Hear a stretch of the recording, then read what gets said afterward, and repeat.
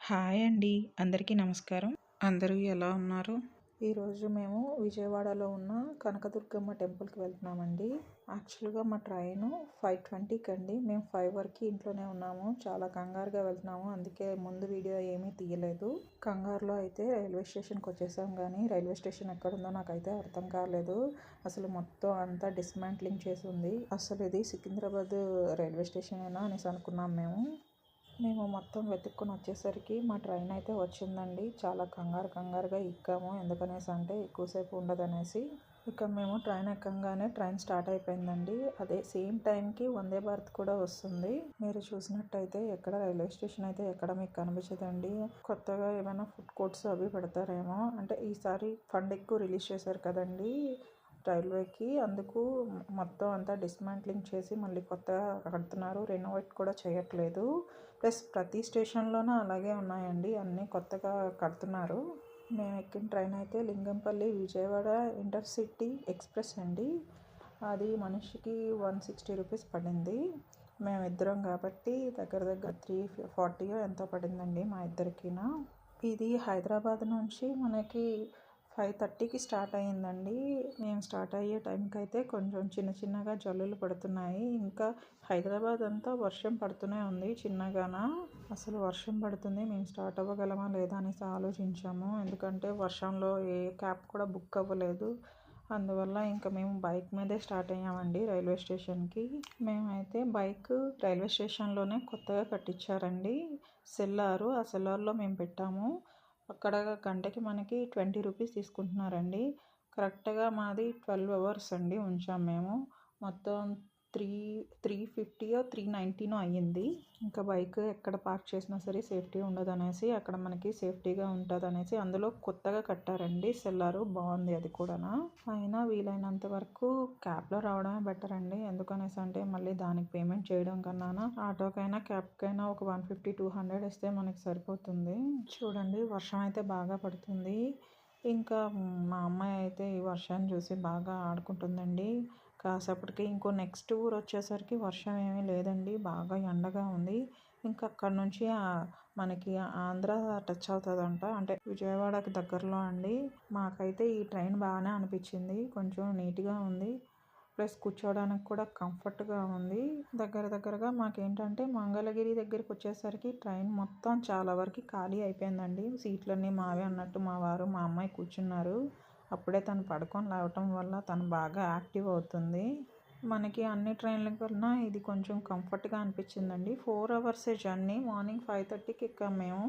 ఇప్పుడు ఆల్మోస్ట్ 9-9:40 అవుతుంది. 10:30 కల్లా మేము వెళ్ళిపోతామంట. మేమైతే ఇంకా విజయవాడకు దగ్గరలో ఉన్నాము. మా వారేమో ఇంకా సర్దుకోమని చెప్తున్నారు. సరేలే అనేసి నేను ఇంకా సర్దుకున్నాను. ఈలోపు మా అమ్మాయి దిగుతాననేసి అంటుంది. కాకపోతే తనకి కింద దిగితే మళ్ళీ కాళ్ళు పాడవుతాయి అనేసి దించట్లేదు మా వారు. మా అమ్మాయి పుట్టిన 1 year 8 monthsకి అండి ఇంత దూర ప్రయాణం పెట్టుకున్నాము. మేము ఎప్పుడు బయటికి వెళ్ళలేదు మా అమ్మాయి పుట్టిన దగ్గర నుంచి. సరేలే మొక్కుంది కదా అనేసి ఎప్పటి నుంచో అనుకున్నాము. ఇప్పుడు తీర్చడానికి మేము వెళ్తున్నామండి. మా అమ్మాయికి అయితే నేను ఎన్ని చేసినా సరే వాళ్ళ నాన్న అంటేనే ఇష్టం అండి. వాళ్ళ నాన్న దగ్గరే ఉంటుంది. వాళ్ళ నాన్న కొట్టినా తిట్టినా వాళ్ళ నాన్నతోనే ఆడుతుంది. ఇంకా కృష్ణానది దగ్గరికి వస్తుందండి ట్రైను. కానీ భలే అనిపించిందండి, వ్యూ మాత్రం చాలా అందంగా అనిపించింది. ముందు రోజే వర్షం పడిందంట, దానివల్ల ఏంటంటే అందంగా మొత్తం కృష్ణానది మొత్తం కనిపిస్తుంది. చూడండి ఎదురుగా బ్రిడ్జ్ కూడానా. కానీ వాటర్ అయితే అంత ఎక్కువ లేదండి, కొంచెమే ఉంది. అంటే ఎక్కువ వర్షాలు పడకపోవడం వల్ల ఏంటో మరి తెలియదు. కానీ మా అమ్మాయి చేతితో అయితే మేము ఒక 2 రూపీస్ కాయిన్ వేయించాము. అలా వేయిస్తే మంచిదంట. ఏదైనా ట్రైన్ ప్రయాణం అయితే బాగుంటుందండి. ఎందుకనేసి అంటే బ్యాక్ పెయిన్ రాదు, కాస్త అటు ఇటు నడవచ్చు. మా ఊరు వైజాగ్ అండి. వైజాగ్ అయినా సరే మేము ఇక్కడ నుంచి డైరెక్ట్గా వైజాగ్కి బుక్ చేసుకుంటాం, కానీ మధ్యలో ఎప్పుడూ దిగలేదండి. నేను విజయవాడ టెంపుల్కి వెళ్ళి దగ్గర 5 years అవుతుంది. 5 years తర్వాత ఇది మళ్ళీ పాప పుట్టిందనేసి మళ్ళీ మేము వెళ్తున్నాము. ఏవైనా ఉంచుకోవచ్చు కానీ దేవుడి మొక్కులు అయితే ఉంచుకోకూడదు కదండి. అందుకే ఈ మొక్కు కంప్లీట్ చేయడం కోసం మేము వెళ్తున్నామండి. ఇంకా ఆల్మోస్ట్ మేము విజయవాడ వచ్చేసామండి. స్టేషన్కి దగ్గరలో ఉన్నాము. మా అన్నయ్య విజయవాడలోనే ఉంటాడు. మా అన్నయ్యకి ఫోన్ చేసాము, కానీ తనకు అవ్వదని చెప్పారు.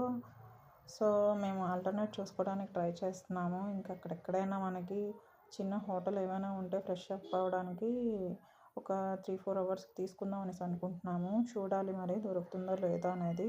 ఇంకా స్టేషన్లోకి అయితే నెమ్మదిగా ఎంటర్ అవుతున్నామండి. ఇలాంటి టైంలోనే మనం ఆచితూచి మొబైల్ లోపల పెట్టేయాలండి. లేదంటే మొబైల్ ఎవరైనా కొట్టేసినా మనం ఏం చేయలేము. మనం అడిచినా పెద్దగా ఉపయోగం ఉండదు. అందుకు నేను వీడియో చాలా వరకు కట్ చేసేస్తున్నాను నేను. ఇంకా మేమైతే ట్రైన్ దిగడానికి రెడీ అయిపోతున్నాము. ఇంకా దగ్గరలో ఏమైనా ఉందేమో అని ఎవరినైనా అడుగుదామని చూస్తున్నాము. కానీ అక్కడ ఎంక్వైరీ ఆఫీస్లో అడిగితే మనకి రైల్వే స్టేషన్లోనే ఒక హోటల్ ఉందనేసి చెప్పారండి. ఒకసారి చూడండి. ఈ హోటల్ రైల్వే స్టేషన్ ఎంట్రన్స్లోనే ఉంటుందండి. బాలాజీ రెసిడెన్సీ అని. యాక్చువల్గా ఏంటనేసి అంటే మేము హోటల్లో ఉండడం వేస్ట్ అనేసి మేము ఏమన్నామంటే పాపకి ఫ్రెష్ అప్ చేస్తామనేసి అంటే పాప కాబట్టి 150 రూపీస్ తీసుకున్నారండి. మాకు ఒక హాఫ్ అన్ అవర్ ఇచ్చారు రూము. సో పాపకి ఫ్రెష్ అప్ చేసి మేము తీసుకొచ్చేసాము.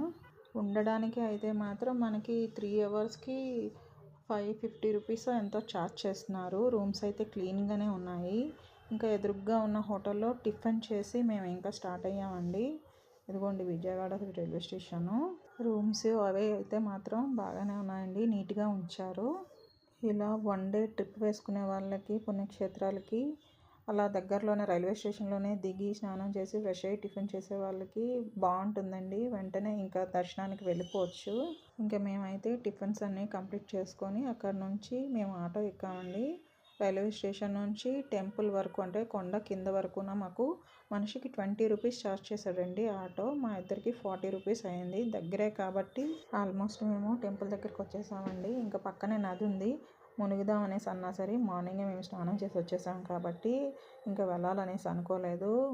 ఫస్ట్ ఏంటి అనేసి అంటే దర్శనం చేసుకొని వచ్చి అందులోన ఈరోజు ఫ్రైడే అవ్వటం వల్ల బాగా రష్గా ఉంటుందంట. దానివల్ల ఏంటంటే మేము ఏమనుకున్నామంటే ఫస్ట్ దర్శనానికి వెళ్ళి ఆ తర్వాత వచ్చి కిందంతా చూద్దాం అనేసి అనుకున్నాము. పైగా ఆషాఢం లాస్ట్ వారం వల్ల రష్గా ఉంటుందనేసి చెప్పారండి.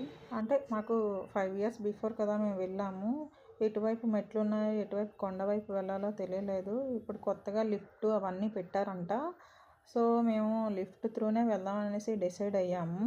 ఇంకా ఏంటి అనేది అక్కడికి వెళ్ళిన తర్వాత జనాలను చూసి మేము ఏంటి అనేది ఫిక్స్ అవుతామండి. చూడండి, ఇది కృష్ణా బ్యారేజ్. దీని మీద ఎన్నో సినిమా షూటింగ్స్ అయ్యాయి. వర్షాలు పడేటప్పుడు ఈ ఏరియా నిండు కొండలా ఉంటుందండి అందంగాన. ఇది కొండ కింద అండి. ఇప్పుడు మనం షూట్ చేసేదంతానా ఏవైనా అమ్మవారికి తీసుకెళ్ళేవి ఏవైనా ఉంటే మాత్రం కిందే తీసుకోమని చెప్పారండి. అంటే కొబ్బరికాయ, అరటిపళ్ళు మిగతావన్నీ తీసుకొని వెళ్తారు కదా. ఇంకా కొండ మీద అయితే డబుల్ రేట్ వేసి చెప్తారంట. దానివల్ల కొండ కిందే తీసుకోమని చెప్పారు. మేమైతే ఇంకా లిఫ్ట్ త్రూనే వెళ్దామనేసి డిసైడ్ అయ్యామండి. ఇక ఫ్రీ దర్శనం అయితే చాలా టైం పట్టేలా ఉందండి. అందుకే మేము 300 రూపీస్ టికెట్ తీసుకుందామని డిసైడ్ అయ్యాము మేము. జనాలు అయితే మాత్రం చాలా విపరీతంగా ఉన్నారు అసలు. అందువల్ల ఉచిత దర్శనం అయితే మేము అసలు చేయాలనుకోలేదు. ఎందుకంటే పాపతో ఉన్నాం కదండి, కష్టం అవుతుంది మాకు. చాలా ఎక్కువ జనాలు వచ్చారు. అందులో ఈ వారం ఏంటనేసి అంటే అందరూ ఫ్రైడే అవ్వటం వల్ల ప్లస్ ఆషాఢం ఇంకా ఎండ్ అయిపోతుందంటండి. అందుకే చాలామంది ఈరోజు అమ్మవారికి ఆషాఢ సారంట చాలామంది తీసుకొచ్చారు. కొంతమంది రిక్షాలో తీసుకొచ్చారు, కొంతమంది బుట్టలు పెట్టుకొని తీసుకొచ్చారు. ఇంకొంతమంది ఏంటనేసి అంటే అమ్మవారికి ఒప్పుకున్నారంట చీర, సారీ అవన్నీ పెడతాననేసి. అలా కొంతమంది తెచ్చారు. ప్లస్ హైదరాబాద్లో కూడా బోనాలు అవుతున్నాయండి. అలాగే ఇక్కడ కూడా కొంతమంది బోనం తెచ్చుకొని బోనం అమ్మవారికి సమర్పిస్తున్నారు. ఇక్కడ ఏదో కొత్తగా మళ్ళీ కన్స్ట్రక్షన్ అవుతుందండి. అంటే టెంపుల్కి సంబంధించినవి ఇవన్నీనా ఎక్స్టెన్షన్ చేసుకుంటూ వెళ్తున్నారండి. ఇప్పుడు చెప్పులు స్టాండ్ దగ్గర చెప్పులు పెట్టేసి మొబైల్స్ కూడా కింద హ్యాండ్ ఓవర్ చేయాలంట.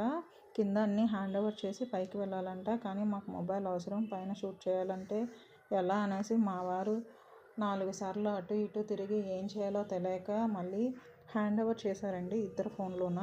కానీ అక్కడ ఉన్న వాళ్ళకి అడిగితే పైన అలో చేయరని చెప్పారు, పైన ఏమీ లేదని చెప్పారు. కానీ కొంతమందిని కనుక్కుంటే మీరు స్విచ్ ఆఫ్ చేసి పాకెట్లో పెట్టుకోండి, ఒక ఫోను కావాలి అంటే టెంపుల్ నుంచి బయటకు వచ్చిన తర్వాత మీరు యూజ్ చేయండి అనేసి అన్నారు. చాలామంది చేసే మిస్టేక్ అదే, కొండ మీద వరకు వెళ్తారండి, కొండ మీద ఎవ్వరూ ఫొటోస్ తీసుకోరు. ఇవేంటి అనేది తెలియక ఇంకా దర్శనం అయితే అయిపోయిందండి. ఇదే అవుట్ సైడు టెంపుల్కి. బయట కూడా అమ్మవారికి కుంకుమ పూజ అవి చేశారండి. ఈ ఎండలు కూడా విపరీతంగా ఉన్నాయండి. హైదరాబాద్లో వర్షాలు పడుతుంటే నార్మల్ చల్లగానే ఉంటుంది అనేసి అనుకున్నాం. కానీ ఇక్కడ ఎండలు దంచి కొడుతున్నాయండి అసలు. కాళ్ళు అసలు కింద పెట్టలేకపోతున్నాము, మండుతుంది. ఇంతటి ఎండలో కూడా జనాలు దర్శనం చేసుకోవడానికి వచ్చారండి. బయటకు వచ్చాక మేము ఒక్కరమే ఫోన్ తెచ్చామనుకున్నామండి. అక్కడ ఉన్న వాళ్ళందరూ తెచ్చుకున్నారు, తెలియని వాళ్ళే తీసుకొని వెళ్ళరు. అలా అని ఫోన్ తీసుకెళ్ళండి అనేసి కూడా నేను చెప్పను, అది మీ ఇష్టం. ఇంకా మేము కిందకు వచ్చేసామండి. నదిలో అయితే మేము దిగలేదు, కానీ నార్మల్గా చూసుకొని వచ్చేసామండి. మేము ట్రైన్ ఎక్కడానికైతే ఇంకా టైం ఉందండి. మేము దర్శనం చేసుకొని వచ్చే టైంకి 2:30 అలా అవుతుంది. ఇంకా అక్కడ నుంచి మేము షూట్ చేయలేదండి, నీరసం వచ్చేసింది. ఎందుకంటే భోజనం ఏమీ లేదు, 2:30 అవుతుంది. ఆ పక్కనే ఒక హోటల్ ఉందనేసి చెప్పారు. సరే అనేసి ఆ హోటల్కి కాస్త నడిచాం, కానీ మా వల్ల కాలేదు. సరే అనేసి ఆటో మళ్ళీ ఎక్కాము. అక్కడ నుంచి ఆటో ఆయనకి అడిగాము హోటల్ ఎక్కడ ఉంది అనేసి. అంటే పక్కనే అయ్యప్ప హోటల్ ఏదో ఉందనేసి అన్నారు. సరే అనేసి మేము అక్కడికి వెళ్ళాము. అక్కడ అరిటాకు భోజనం అంట. అక్కడ మనకి మనిషికి మీల్ కాస్ట్ 140 రూపీస్ అయ్యిందండి. ఇద్దరికి 280 రూపీస్ అయ్యిందండి. ఫుడ్ అయితే బాగానే ఉంది, కానీ ఆ టైంకి ఇంకా 2:30కి ఎండలో బాగా మరిగి వచ్చాం కదా, ఇంకా తినాలనిపించింది. ఏదో కాస్త తినేసాము. ఇంకా తినేసిన తర్వాత మాకు అరౌండ్ 3:30 అలా అయ్యింది. ఆ టైంకి నెక్స్ట్ మేము ఏం చేయాలా అనేసి ఆలోచించాము. వీడియో తీయడానికి అదంతా అయితే అవ్వలేదు మాకు, సో అక్కడ స్కిప్ చేశాను నేను. ఇంకా వెయిటింగ్ రూమ్లో వెయిట్ చేద్దాం అనేసి వెళ్ళాము. ఏసీ వెయిటింగ్ హాల్ అండి. మాకు ఎంత 1 అవర్కి 35 రూపీస్ అలా పడిందండి. మేము 2 అవర్స్ ఉన్నాము. దగ్గర 70-75 అలా అయ్యిందండి. రిటర్న్ కూడా సేమ్ ట్రైన్ చేసుకున్నామండి. మాకు 140 అలా పడింది పర్ హెడ్. కూర్చొనే 4 hours train. కానీ ఇంటికి వెళ్ళే టైంలో, అంటే హైదరాబాద్కి వచ్చే టైంలో మాత్రం చాలా నరకం చూసామండి. మధ్యలో చాలా వరకు ఆపేశారు. ఎందుకంటే అంతకుముందు వెళ్ళిన ట్రైన్లు క్లియరెన్స్ ఇవ్వటం కోసం ఈ ట్రైన్ ఆపేవారంట. దగ్గర 1 or 2 అవర్స్. అంటే మేము 10:30కి ఇంటికి వెళ్ళాల్సిన వాళ్ళం కాస్త 12 o'clockకి వెళ్ళాము. ఈ వీడియో మీకు నచ్చినట్టయితే లైక్ చేయండి, షేర్ చేయండి, సబ్స్క్రైబ్ చేయండి. Thank you.